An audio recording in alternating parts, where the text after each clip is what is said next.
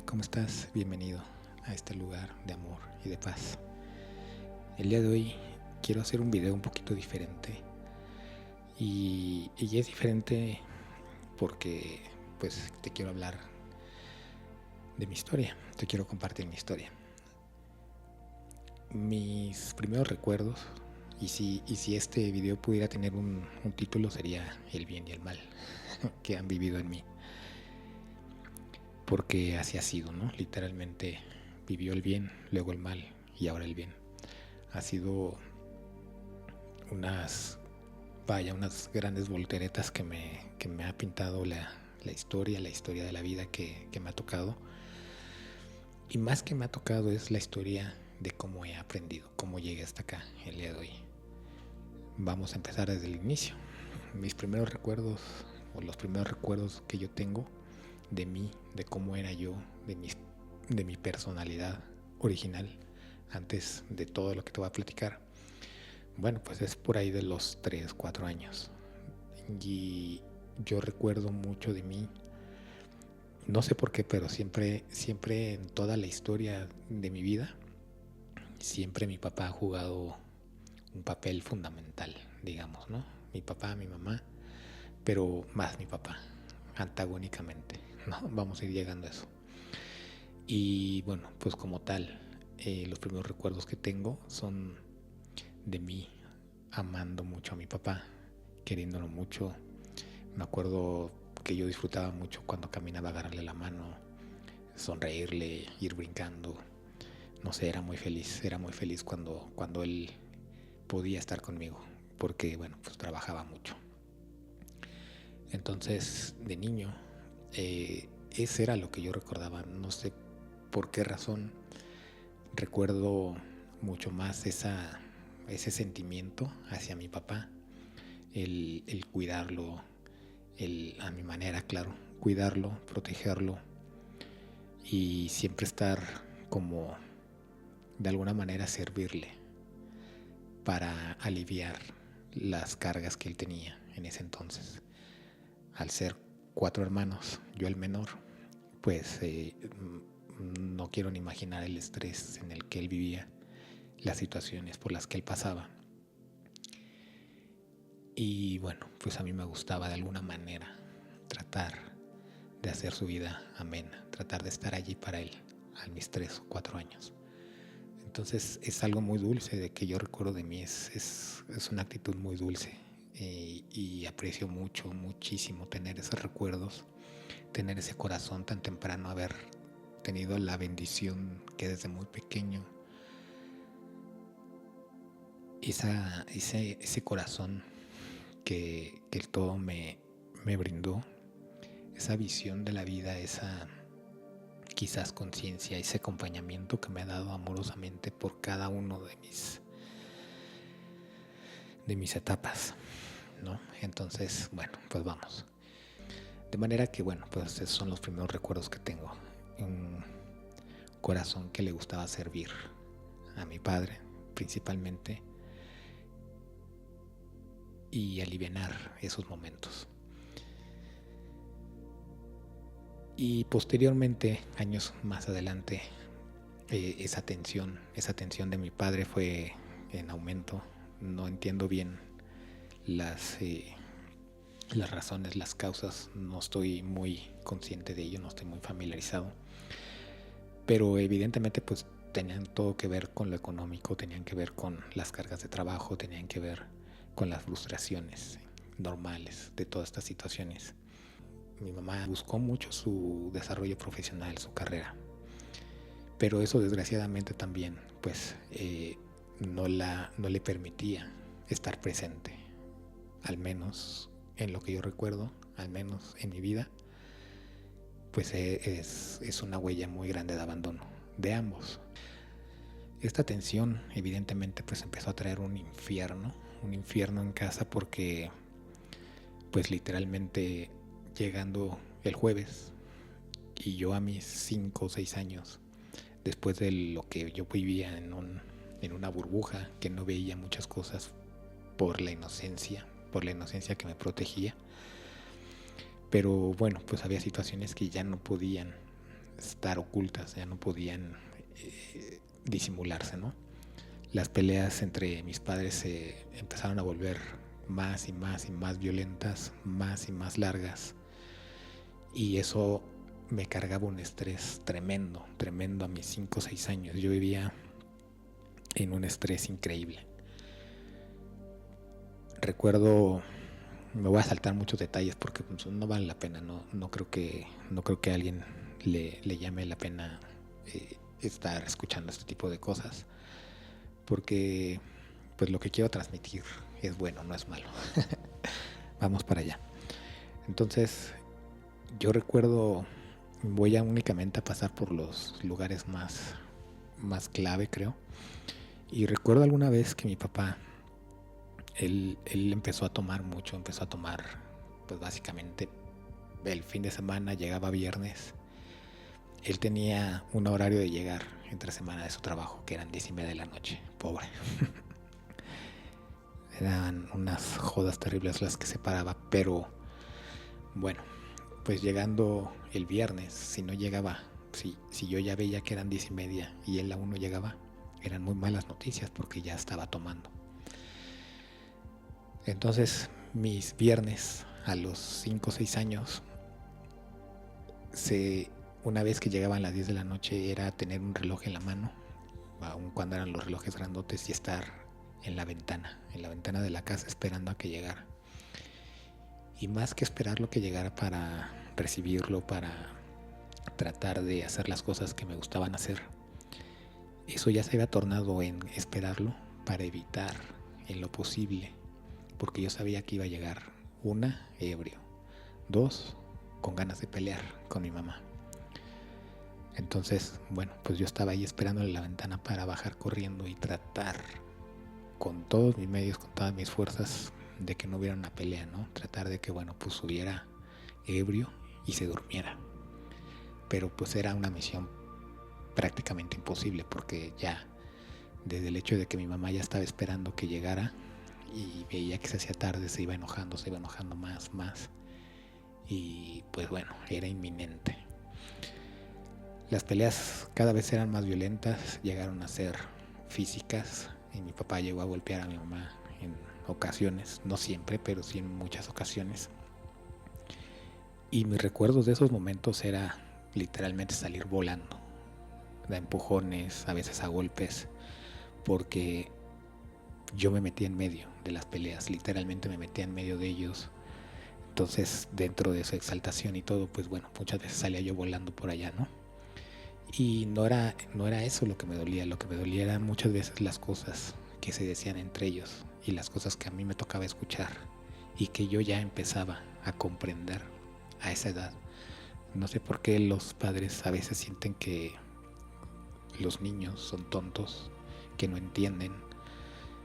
Entendía perfectamente desde que empecé a hablar y empecé a pensar, a razonar limitadamente como niño.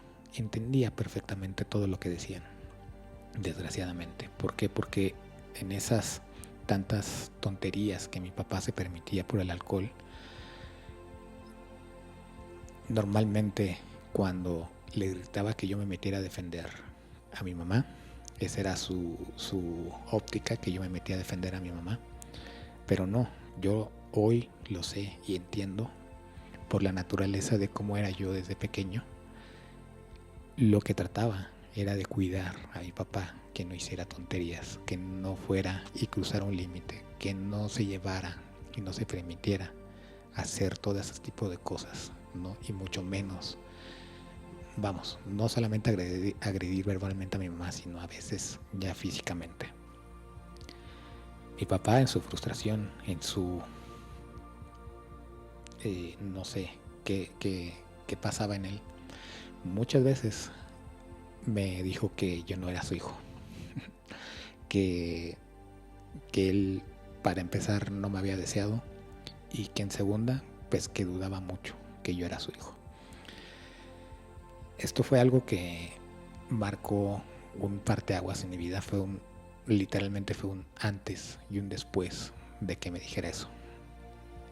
Creo que él nunca se dio cuenta, creo que hasta el día de hoy él ignora esto, Y literalmente fue cuando mi inocencia y mi corazón se rompieron en millones de pedazos. Yo había escuchado a mi papá muchas veces, no fue la única, lo escuché consistentemente a través de los años, a los 6, a los 7, a los 8, a los 9, a los 10, a los 15. Escuché que mi papá me decía repetidamente eso, ¿no? Que pues literalmente no me quería, no me había deseado, que yo había sido un accidente y que pues dudaba mucho que yo fuera su hijo también.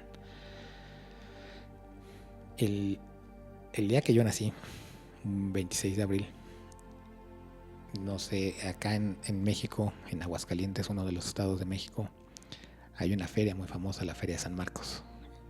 El día fuerte de la Feria de San Marcos es el día 25 de abril, un día antes de que yo naciera. Nosotros vivíamos en la Ciudad de México y mi mamá embarazada de mí en el hospital, internada. Esto me lo platicó ella. El 25 de abril le habla a mi papá porque él estaba en la Feria de Aguascalientes. Así es, él estaba en la Feria de Aguascalientes y su mujer estaba embarazada a punto de dar a luz y él estaba en la Feria de Aguascalientes. Son unos 400, 500 kilómetros, unos 4 o 5 horas manejando. Total que bueno, mi mamá le habla para decirle que ya iban a nacer. El señor regresa y bueno, pues afortunadamente creo que logró llegar al nacimiento de su hijo. Todo este tipo de cuestiones, mensajes, cositas que fui absorbiendo como niño, adolescente, evidentemente me quebraron toda mi seguridad, mi autoestima, el amor propio. No existía el amor propio en mí. Lo que existía era culpa de haber nacido.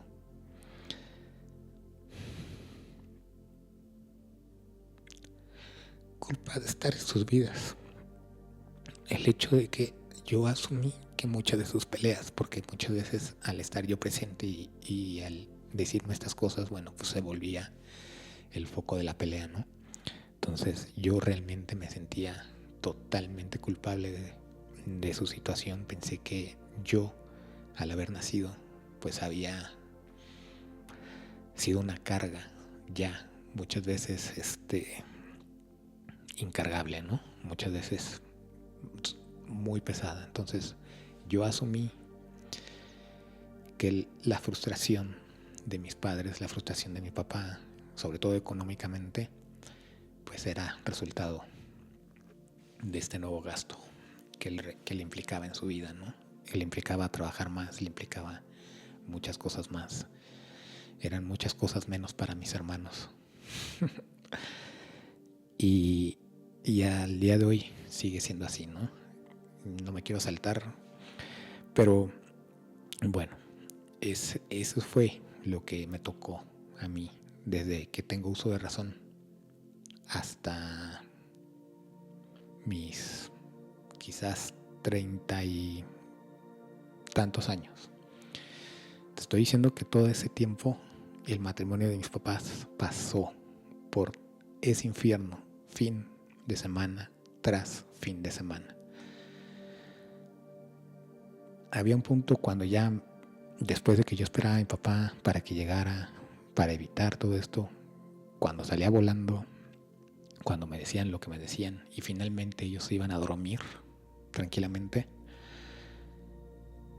yo estaba dentro del closet, del placard, como lo conocen en algunos lugares, oculto. Me ocultaba allí porque en primera no entraba luz, en segunda ya no podía escuchar nada y en tercera quería experimentar cómo sería si yo no existiera. El estar en silencio, en la oscuridad, era mi representación de estar muerto. Era lo que yo deseaba, estar muerto, no existir, para que ellos pudieran ser felices.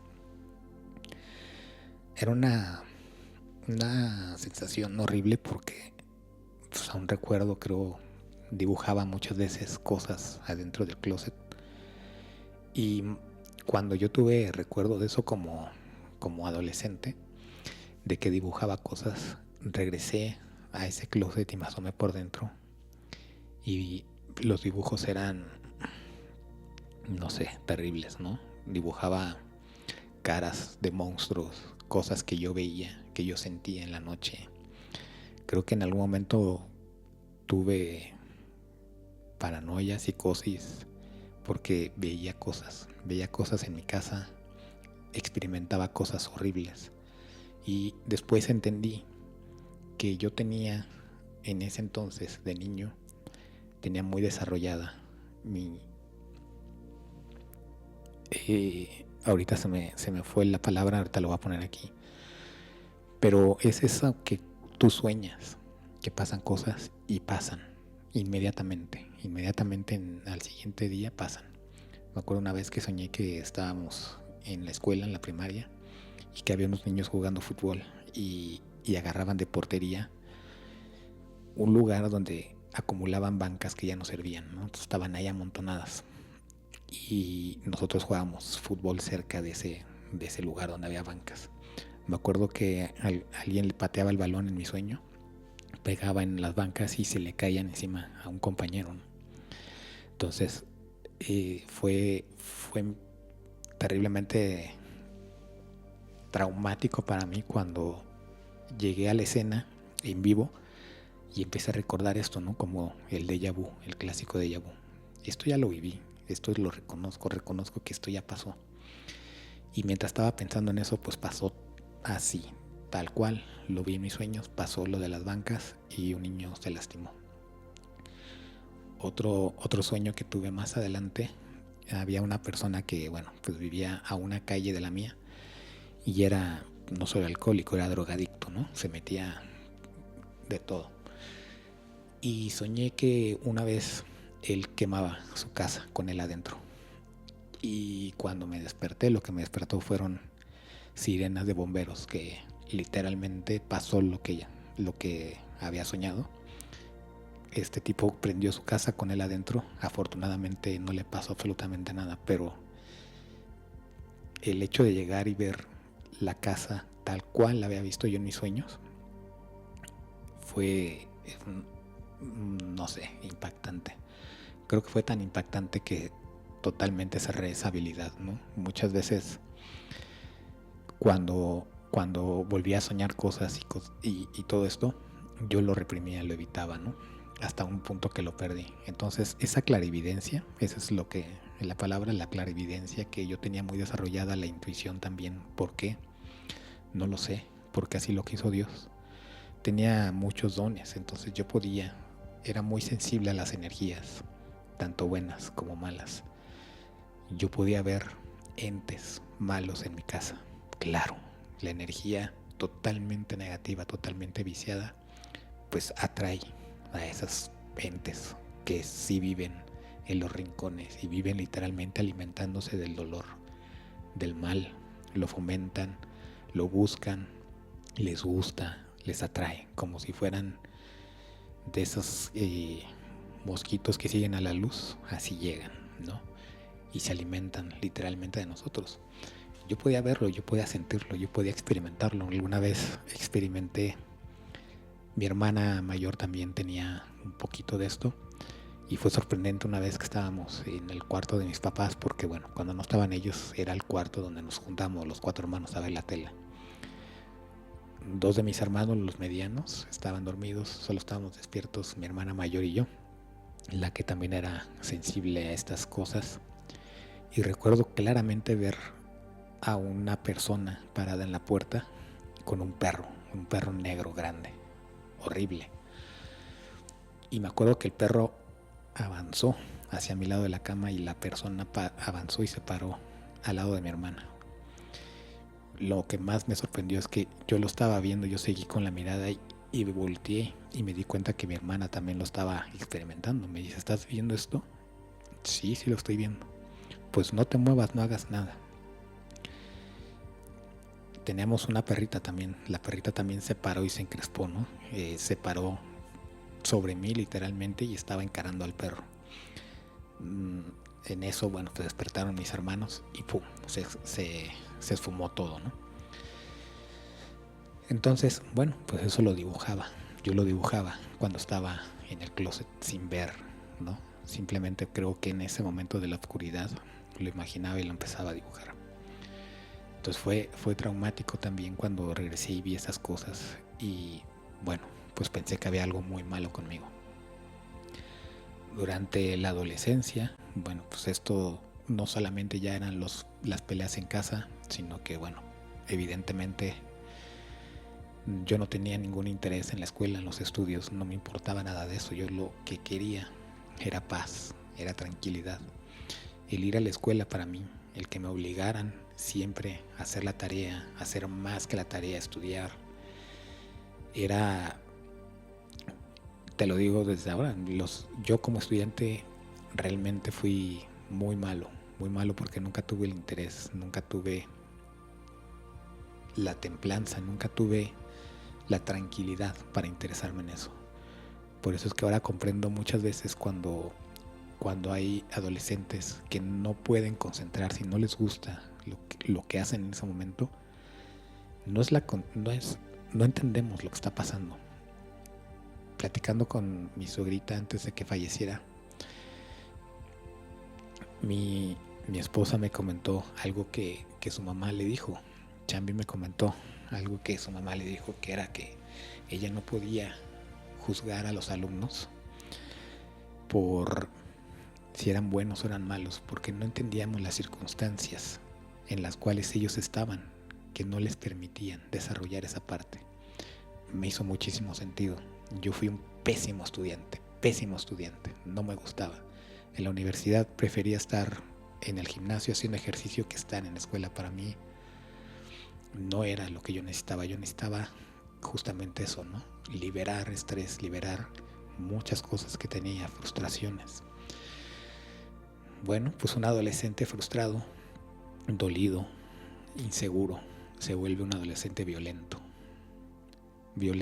agresivo y básicamente todo mal. Todo mal en mi carácter, todo mal con mi temperamento, pero afortunadamente, durante todas estas experiencias que te cuento, que me estoy brincando mucho, simplemente quiero como dar un panorama general. Esa parte de mí que recuerdo desde pequeño, ese corazón limpio, noble, de alguna manera se mantuvo latente, ¿no? Muy abajo, muy leve, en un pulsar muy débil, pero siempre estuvo allí.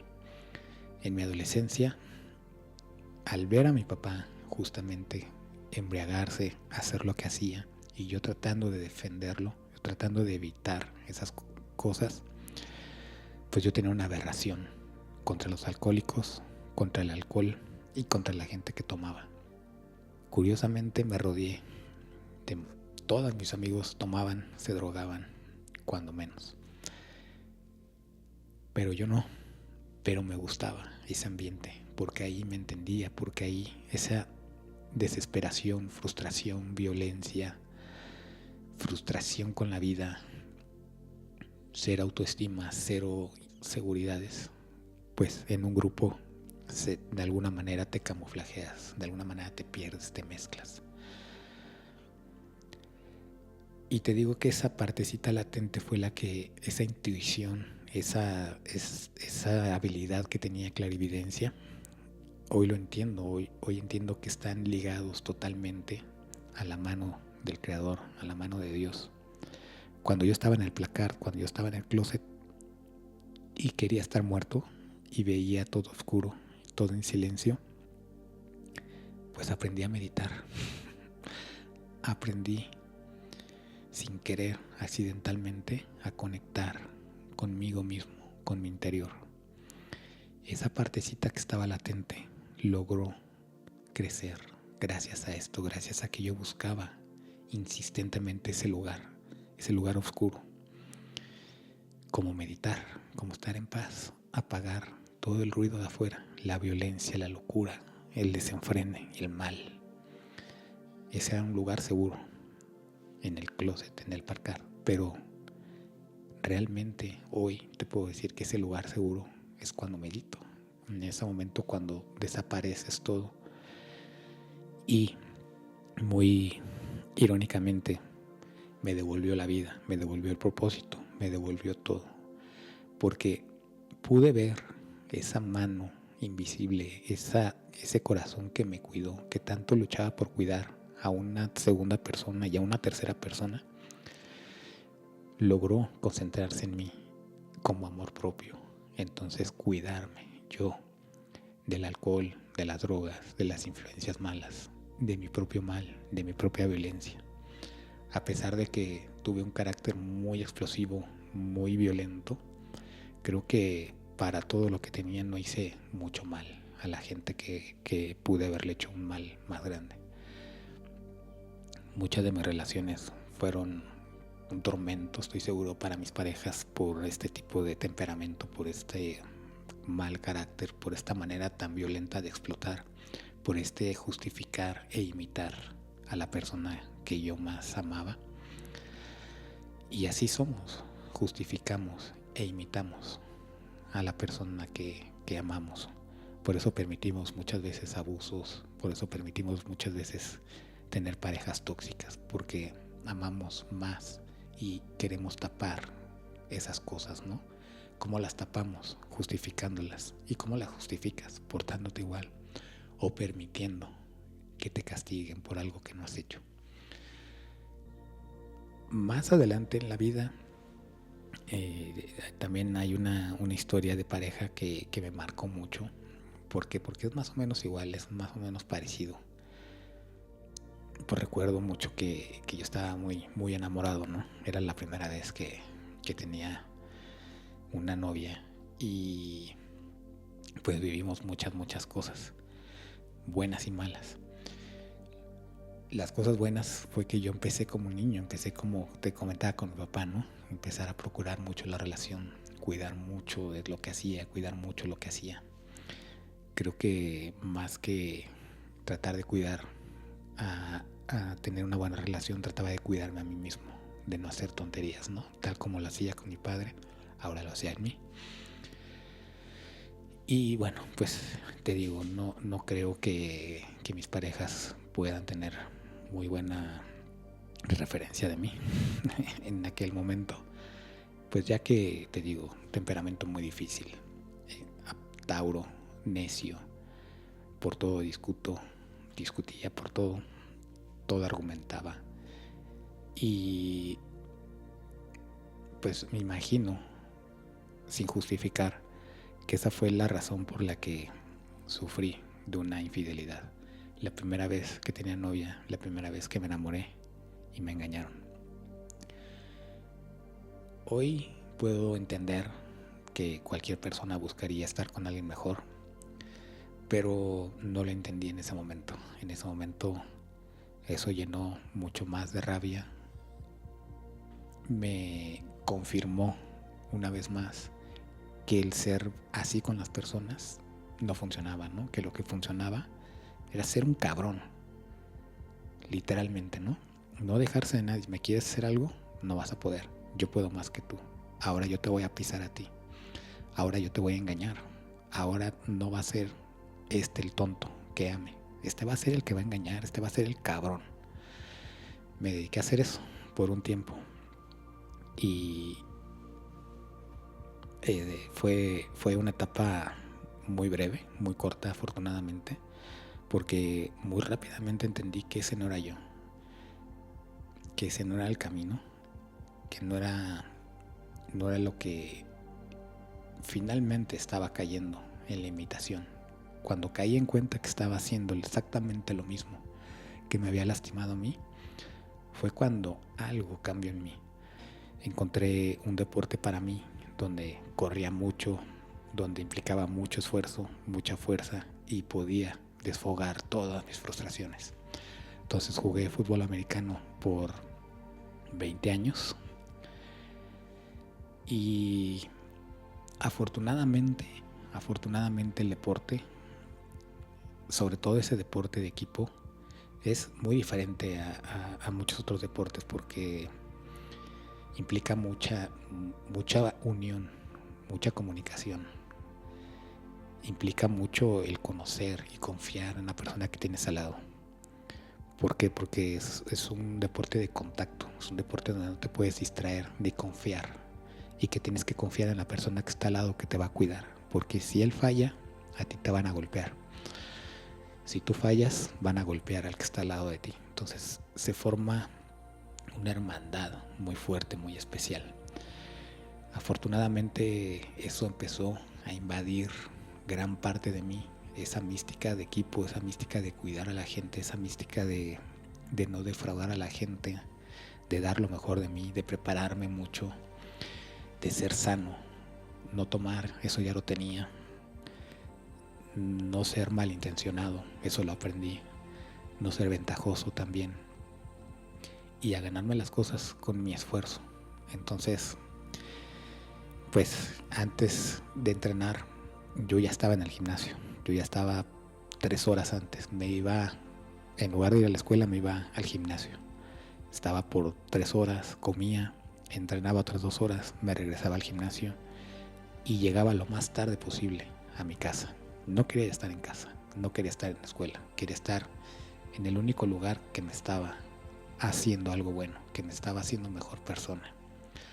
Me volví muy bueno en el deporte, me volví muy bueno en lo que hacía. Destaqué muchas veces en casi todos los equipos donde estuve y me volví un atleta por excelencia. Me encantaba estar en el gimnasio, me encantaba correr, me encantaba cuidarme, no me desvelaba, cuidaba mucho mi cuerpo, cuidaba lo que comía, cuidaba no comer grasas, no comer, etcétera, ¿no? Un cuidado ya muy consciente, muy en la mística, en esa mística de empezar a ver por mí, del amor propio. No lo entendía en ese entonces, todavía estaba todo muy sin pulir, estaba todo muy bruto, por así llamarle.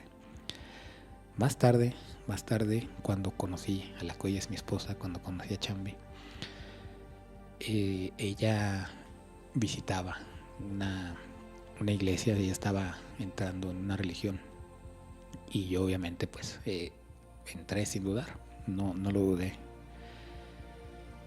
Y cuando llegué a esta religión, era una iglesia cristiana y normalmente tú sabes, ¿no? Las iglesias cristianas casi todo el tiempo tienen un grupo que toca pues todas las canciones que se le cantan a Dios desde su perspectiva, desde su punto de vista del amor. Y me gustó mucho, me gustó que era un ambiente, no como el americano, pero era un ambiente donde al menos en ese momento todos creían estar en paz y todos daban lo mejor de sí, al menos por una hora. Y la música, yo tengo una historia con la música también porque recuerdo que en mi casa no había, mi papá no escuchaba música, mi mamá no escuchaba música, nadie escuchaba música porque no había, para empezar no había dónde tocar música. A ellos no gustarles, bueno, pues no compraban. Me acuerdo que la primera que tuvo una grabadora fue mi hermana mayor y escuchábamos lo que ella quería, ¿no? Escuchaba Soda Stereo, escuchaba Caifanes, escuchaba YouTube. Entonces, igualmente, ¿no? Fue algo que me transportaba a otro lugar, es algo que me hacía también meditar, me hacía también huir de mis realidades muchas veces. Al entrar a esta iglesia cristiana y al tener al grupo de que adoran a Dios por medio de la música, pues conecté inmediatamente, ¿no? Me hizo muchísimo sentido y ahí fue cuando dos fibras muy grandes en mí, la música y Dios, estaban conjugándose por primera vez. Para mí, el ir a la iglesia no era nada comparado con el inicio, cuando tocaba la banda, cuando le cantábamos a Dios. Ahí todo me hacía sentido, ahí todo empezó a funcionar. Más tarde empecé a ser muy crítico en la iglesia, pero adoré mucho esa hermandad, la comunidad en la que estábamos, mi esposa y yo, una comunidad muy bonita. Tenía sus detalles como todo, pero disfruté muchísimo la música, disfruté mucho el ambiente. Y finalmente ahí es cuando algo conecta, ¿no? Cuando todo conecta y empiezo a buscar y empiezo a pedir en todo mi ser un cambio, que Dios viniera a mi vida. Yo ya sabía que estaba ahí, porque sabía que ese sentimiento latente en mi corazón, limpio, que de alguna manera, no sé cómo, logró no ensuciarse, y en ese momento salió a flote. Empecé a entender el amor propio, empecé a entender el respeto, empecé a entender a mí mismo, que era violento, que era necio y que había muchísimo en mí de mi pasado que no quería. Había muchas heridas y se comunicaban por medio de cosas que no me representaban. Cuando finalmente tuve un despertar espiritual, recuerdo muy bien el día, fue así, literal, pum, un cambio de un día para otro. Estaba corriendo, salíamos a correr, mi esposa y yo muy temprano, 5 de la mañana, salíamos a correr antes de que ella se fuera a trabajar. Y recuerdo un día que yo llegué así muy cansado, me recosté en el piso, cerré los ojos y fue increíble porque con mis ojos cerrados, meditando, cansado, agotado, en esa oscuridad, en ese tener los ojos cerrados, todo lo que era oscuro, no te sé explicar, de pronto había un puntito muy pequeño, blanco, redondo, de unos, no sé, si lo pudiera poner sería un puntito así en toda mi visión, ¿no? Era un puntito, bien me acuerdo, blanco, como ya ves cómo se ven las televisiones cuando se ve estática, así, un punto, todo lo demás era negro, un punto que se veía estática. Lo supe de inmediato, dije, esto es lo que estoy buscando. Ese círculo, cuando yo dije eso mentalmente, se acercó a mí como si me fuera a golpear, ¡pum!, se abrió, así como lo que ves al fondo.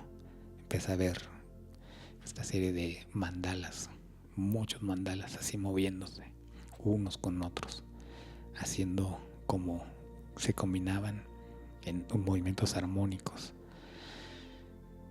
Me puse de rodillas, agradecí, y de ese día para acá nunca he dejado esa experiencia, nunca he dejado de meditar, nunca he dejado de crecer en amor, nunca he dejado la diferencia, el saber cómo es vivir desde fuera, desde las experiencias, desde todo lo que puedes afortunadamente tener o desafortunadamente no tener. Me refiero no solamente a lo material, sino personas en tu vida que te acompañan.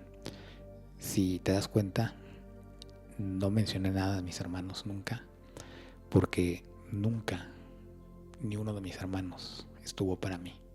Nunca me apoyaron en nada. Nunca me explicaron nada. Nunca me ayudaron en nada.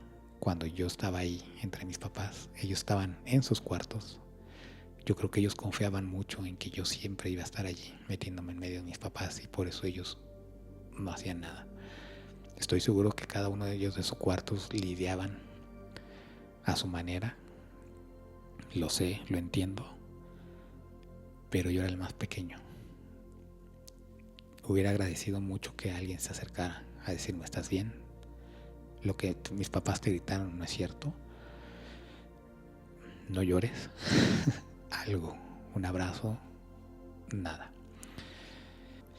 Cuando fui adolescente, cuando empecé en el americano, cuando ese tiempo de que empecé el deporte y algo empezó ahí a cambiar, yo siempre fui muy apegado a mi mamá. Yo siempre, si tomé un partido, fue del lado de mi mamá. porque pues era la más vulnerada, ¿no? Era la más débil, digamos. Pero de nuevo, creo que lo que evitaba y al que defendía siempre era a mi papá de que no hiciera tonterías.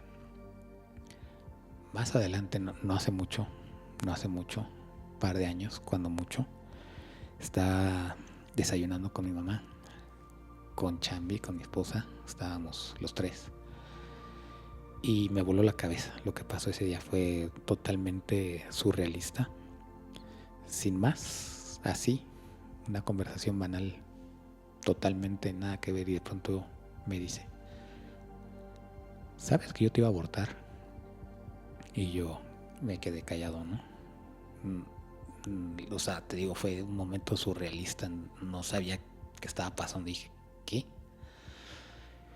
Y lo contó como si fuera una historia, no sé, muy tranquila, desayunando. Sí, dice, cuando me enteré que estaba embarazada de ti, pues no lo quise, me sentí muy mal y mi primera reacción fue pues que te quise abortar. Me supe que estaba embarazada de ti un jueves y el viernes o sábado ella ya estaba en la farmacia buscando con qué abortarme, y dice que encontró la farmacia cerrada, cuando esa farmacia nunca la cierran. Es una farmacia muy famosa del centro, la farmacia París. Ella fue allí a buscar las cosas para no darme la oportunidad, pero la farmacia que nunca cierra cerró. Y me lo contó y dice, ¿y por eso estás aquí? Porque cerraron la farmacia. No te sé decir lo que sentí. Sentí frío. Sentí un frío enorme en mi pecho. Pero todo encajó. Supe que de niño yo ya lo sabía. Yo ya sabía eso. Yo ya sabía que mi mamá no me deseaba. Yo sabía que lo que mi papá me gritaba tenía parte de razón y parte de verdad. Lo que sí sé es que ni uno de los dos me quería. Pero aquí estoy, de necio, ¿no? Y aquí fue donde entendí quién es tu familia. ¿Quién es tu familia? Tu familia no es lo que biológicamente te toca. Tu familia es lo que vive dentro de ti, las personas que realmente se interesan por ti. Hoy tengo una familia increíblemente amorosa. Chambi es la mujer que me ha hecho moverme más que nunca, me ha hecho limpiarme más que nunca, me ha vuelto a mi corazón limpio y noble más que nunca. Y no es por algo que ella haga, es simplemente la primera vez que tengo una persona a mi lado que se interesa por mí, que se interesa tanto hasta para gritarme a veces que estoy haciendo las cosas mal, y que se atreve a decirme las cosas como son. Es algo que yo aprecio mucho, es algo que hoy puedo ya tener, es algo que yo añoraba con todo mi corazón. Y hoy, en este despertar espiritual, en esta evolución tan acelerada que, bendito Dios, me ha otorgado, puedo entender todo, puedo entenderlo todo, puedo cerrar ese capítulo, puedo no tener adversidad emocional ni mental. He logrado mi paz mental hasta apenas hace poco, hasta apenas estos días, te lo digo. Y te quise compartir todo esto a manera de que no importa lo que pase en tu vida, no importa lo malo, lo difícil, lo adverso, incluso de las personas que menos lo esperarías, lo cierto y lo verdadero es lo que te he platicado aquí. Cuando tú buscas, pides, anhelas a gritos, en necesidad, pero honestamente, sobre todo, no necesitas pasar por una vida terrible, no necesitas pasar por absolutamente de nada de esto. Pero te puedo decir que si tu corazón limpiamente busca la verdad del por qué estas cosas pasan, por qué existe el bien, por qué existe el mal, por qué hay gente buena, por qué hay gente mala. No hay gente mala. Hoy te lo puedo decir, aún con todo lo que te he platicado. Hay situaciones que ensucian nuestro corazón. Hay situaciones que nos ponen fuera de nuestra verdad, nos colocan fuera de nuestra verdad y nos empujan muy lejos de lo que realmente es nuestro propósito, de lo que realmente es nuestro diseño, de lo que realmente es el amor. Hoy puedo encontrar mi camino, sé encontrar mi camino, pude compartirlo con Chambi, ella también pudo lograr encontrar, despertar y conectar con su ser, con su luz. Me siento afortunado, bendecido de poderle ayudar a encontrar eso. Hoy me siento bendecido, me siento muy afortunado de poder tener personas que me escuchen y que con suerte y bendición también pueda hacer una diferencia en sus vidas. Porque hacer una diferencia en sus vidas hace la diferencia en la mía. Me confirman que es una mentira, que no hay gente mala, simplemente hay gente que ha pasado por situaciones muy difíciles. Mi padre, mi mamá, mis hermanos no son malos, simplemente nos tocó vivir cosas muy malas, momentos muy desafortunados y situaciones muy retadoras. Por eso estoy aquí contándote eso, porque soy una persona que ha visto, ha vivido y ha encarnado el mal por esas experiencias y ha salido de allí. Y el lograr salir de estas cosas, de todas las cosas que me han tocado vivir cosas terribles. Cuando era adolescente tuve una banda de rock. Yo amo la música con todo mi ser, con todo mi ser. Hoy me dedico a la música. Bueno, eso quiero, eso pretendo, dedicarme a la música. Pero recuerdo que uno de mis amigos, el que era el guitarrista, fue con quien compartí esa pasión. Realmente tener una persona que te entiende, que te escucha, que te habla en el mismo idioma, que te cuenta sus problemas y tú le cuentas los tuyos y no te juzga. Esos amigos que marcan una diferencia. Yo a él lo vi destruirse por las drogas hasta que murió a una edad muy, muy joven. Y son cosas que te enseñan. Por ejemplo, yo le tuve miedo, terror a las drogas por ver lo que le había hecho a él. Lo vi de la persona que era, lo vi transformarse en lo que pues se transformó hasta antes de morir. Y son estas cosas lo que te permiten el transitar por estos dolores. No te hace más que más fuerte, no te hace más que valorar más el contraste de lo bueno con lo malo una vez que lo conoces, una vez que tienes esa perspectiva, que estás fuera de la emoción, que estás fuera del trauma, que estás fuera del momento, cuando lo puedes ver en frío, cuando puedes hacer contacto con tu verdadero ser, logras ver y logras transformar todo eso, lo que es imposible para una persona, yo creo, salir de esos momentos. Lo que es imposible para el hombre es posible con Dios, es posible con el todo, es posible con el Creador.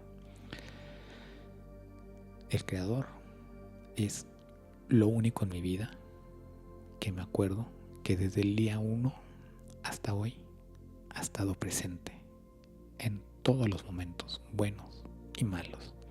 Esa partecita latente es Él, siempre fue Él. conmigo en el placar, en el closet, escondido, conmigo llorando a mis amigos fallecidos,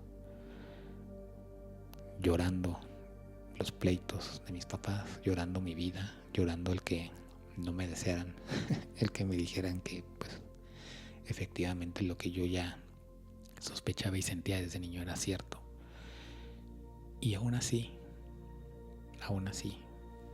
tener el amor propio, no solamente para mí, sino para las personas que pueda ser de utilidad. El día de hoy me pasó algo muy curioso, muy afortunado, desafortunado, no lo sé. Estaba haciendo ejercicio y había muchas personas corriendo. Había una señora corriendo que cuando volteé, tú sabes, cuando algo pasa, toda la gente como que inmediatamente se empieza a hacer tumulto. Y veía mucha gente dirigirse hacia un lado. Cuando volteé vi una señora grande que estaba tirada en el piso. Y todas las personas como que se acercaban, pero no sabían qué hacer. Yo sin dudar me acerqué, la volteé, la atendí, platiqué con ella. 10 años atrás, de adolescente, creo que me hubiera valido. Mucha gente se acercó, mucha gente no se acercó, pero nadie actuó, nadie dijo nada, o sea, simplemente hicieron bolita, pero nadie hacía nada. Yo hoy agradezco a mi Dios cosas para que no ser indiferente. Con todo el amor le pregunté: ¿estás bien? ¿Qué te pasó? ¿Desayunaste? No desayuné. ¿Alguien trae un dulce? Le dimos un dulcecito y le regresó el color. Tenía un golpe terrible porque se golpeó la cara. Le limpiamos su carita. Y entendí que si tú y yo podemos salir de cualquier desgracia y volvernos una persona de bien, una persona que no es indiferente ante el dolor del otro, ante los problemas del otro, y que no piensas, simplemente intervienes y haces las cosas. Esa es nuestra verdad. Eso es lo que nos define a cada uno de nosotros. Todos tenemos esa parte del corazón de Dios que está allí, y es tu verdad y es tu propósito. Perdón por mi voz, pero es la verdad,